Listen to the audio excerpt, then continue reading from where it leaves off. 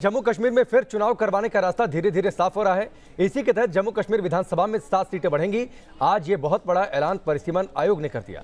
सवाल यह है कि असेंबली में 7 सीटें बढ़ने के इस ऐलान के बाद किसके दिल की धड़कनें बढ़ी हैं, इससे किसे नफा होगा, किसको नुकसान होगा, आपको नेशन स्पेशल में दिखाते हैं।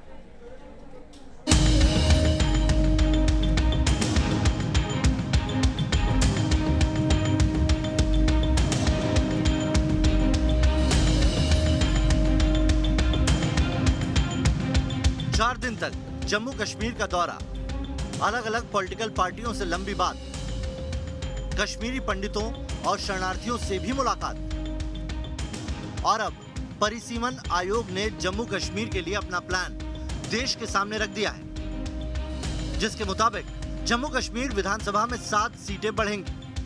पहली बार आदिवासियों के लिए सीटों को आरक्षित रखा जाएगा। 24 सीटें पीओके के लिए खाली रहेंगी। 2011 की जनगणना के आधार पर परिसीमन किया जाएगा। And as I told you that I have narrated the section 14 also in front of you, in which the under Act it has been very clearly mentioned that 24 seats in the Legislative Assembly of Union Territory of Jammu and Kashmir shall remain vacant and shall not be taken into account for reckoning the total membership of the Assembly. And the said area and the seats shall be excluded in delimiting the territorial constituencies as provided under Part 5 of the Act. So they will remain, out of this purview of, and we will be doing the delimitation of 90 seats, which has been raised from 83 to 90, and we have to add 7 more constituencies in that. मुख्य चुनाव आयुक्त के मुताबिक परिसीमन आयोग के draft को पहले जनता के बीच रखा जाएगा और इस पर ऑब्जेक्शन को भी एंटरटेन किया जाएगा और जनता के सुझाव मिलने के बाद ही फाइनल ड्राफ्ट पर मुहर लगेगी। लेकिन मार्च 2022 तक राज्य के परिसीमन का एक काम पूरा कर लिया जाएगा। हम यही कहेंगे कि कुछ तो मिल रहा है कि हम इसकी काफ़ी ज़्यादा ज़रूरत थी डिलिमिटेशन प्रोसेस की, और हम चाहते थे कि ज़्यादा से ज़्यादा सीटें जो है कॉन्स्टिट्यूंसी ओवर क्राउडेड है, जोग्राफिकली जो है आपकी कॉन्स्टिट्यूंसियाँ बहुत बड़ी है, जहाँ पर 2 कॉन्स्टिट्यूंसियाँ होनी चाहिए थी, और आपको क्योंकि 1,30,000 इसका शेड्यूल है, और अक्सर कॉन्स्टिट्यूंसी में हमने देखा 2.5 लाख 3 लाख तक भी वोटर्स है जो ओवर क्राउडेड कॉन्स्टिट्यूंसीज है, उनको कम करने की हमने इससे पहले भी वकालत की और आज भी हम ये बात रखते हैं। बट आने वाले दिनों में इसका बड़ा इम्पैक्ट पड़ेगा। हम चाहेंगे कि ज़्यादा से ज़्यादा सीटें बढ़ें, क्योंकि 7 सीटें बहुत कम पड़ती है जम्मू कश्मीर को लेकर। परिसीमन आयोग की टीम 6 जुलाई से जम्मू कश्मीर के दौरे पर थी। इस दौरान आयोग ने करीब 290 प्रतिनिधि मंडल से मुलाकात करके 7 सीटें बढ़ाने का बड़ा फैसला लिया। सवाल यह है कि इससे जम्मू कश्मीर राज्य में क्या कुछ बदलेगा? जम्मू और कश्मीर में किसकी सीटें बढ़ेंगी? क्या जम्मू को ज्यादा ताकत देने की तैयारी है?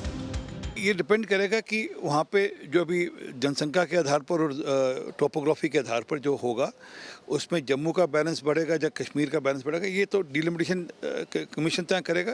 परंतु हाँ, अभी तक ऐसा लगता है कि जम्मू के साथ भेदभाव होता रहा है, तो अपेक्षा है कि वो जो भेदभाव वो ठीक होगा। उसमें जो सीटें जम्मू में बढ़नी चाहिए वो जम्मू में बढ़नी चाहिए, क्योंकि अगर पॉपुलेशन के आधार पर और जो टोपोग्राफी के आधार पर देखा जाए तो कुछ जम्मू की सीटें बढ़ती दिखती हैं। सवाल ये भी है कि जम्मू कश्मीर का परिसीमन क्यों जरूरी है। इसे जानने के लिए पहले आपको जम्मू कश्मीर विधानसभा का समीकरण समझना होगा। पुनर्गठन अधिनियम लागू होने से पहले तक जम्मू कश्मीर विधानसभा में कुल 111 सीटें थी। इसमें कश्मीर के खाते में 46 सीटें, जम्मू के खाते में 37 और लद्दाख के लिए 4 सीटें और पाकिस्तान के कब्जे वाले कश्मीर की 24 सीटों को भी इसी में गिना जाता था। 5 अगस्त 2019 को जम्मू कश्मीर पुनर्गठन अधिनियम के पास होने के बाद जम्मू कश्मीर को 2 केंद्र शासित प्रदेशों जम्मू कश्मीर और लद्दाख में बांट दिया गया। लद्दाख के अलग होने से जम्मू कश्मीर में विधानसभा सीटों की संख्या 107 हो गई और इनमें से 46 कश्मीर और 37 जम्मू में आती है, जबकि 24 पाक अधिकृत कश्मीर के कोटे में है। अब पीओके को छोड़ भी दें तो सही मायनों में जम्मू कश्मीर में इस वक्त 83 विधानसभा सीटें हैं। परिसीमन आयोग के मुताबिक 7 सीटें बढ़ाने पर यहां कुल विधानसभा सीटों की संख्या 90 हो जाएंगी, जिन पर भविष्य में चुनाव होगा। यहां जानने वाली बात यह है कि वो 7 सीटें जम्मू में बढ़ सकती हैं। ऐसे में कश्मीर में तो 46 सीटें ही रहने वाली हैं, लेकिन जम्मू में आंकड़ा 37 से बढ़कर 44 हो सकता है। और यही वजह है कि नेशनल कॉन्फ्रेंस और पीडीपी जैसी पार्टियां इस परिसीमन को शक की नजरों से देख रही हैं।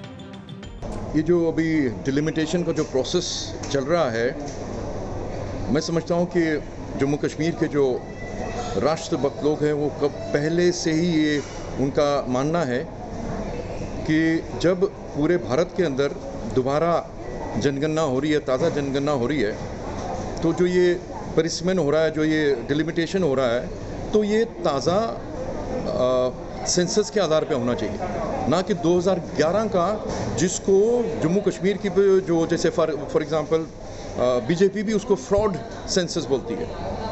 तो उस जनसंख्या के आधार पर जिसे आज तक हम लोग फ्रॉड मानते रहे हैं, उसके आधार पर डिलिमिटेशन करने का क्या फायदा? हमारे लोकतंत्र में आबादी का सही प्रतिनिधित्व हो, सभी को समान मौके मिले, इस पर हमेशा जोर दिया जाता है। परिसीमन की प्रक्रिया का आधार भी यही होता है। हर राज्य में समय के साथ जनसंख्या में बदलाव होते हैं। ऐसे में बढ़ती जनसंख्या में सभी का समान प्रतिनिधित्व होना चाहिए। इसीलिए निर्वाचन क्षेत्रों का सही तरीके से बंटवारा होना जरूरी हो जाता है। इसे ही परिसीमन कहते हैं। लगातार एक बेइंसाफी होती रही है जम्मू के साथ।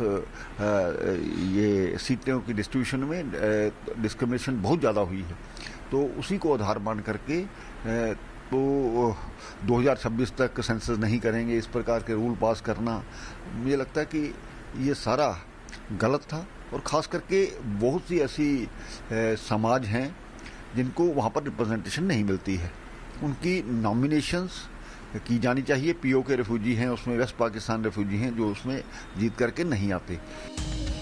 अगर आप जम्मू कश्मीर के नक्शे पर नजर डालें तो जम्मू डिवीजन की आबादी 54 लाख है और ये डिवीजन 26,200 वर्ग किलोमीटर में फैला हुआ है। वहीं कश्मीर घाटी की जनसंख्या 69 लाख है और इसका क्षेत्रफल 15,900 वर्ग किलोमीटर में फैला हुआ है।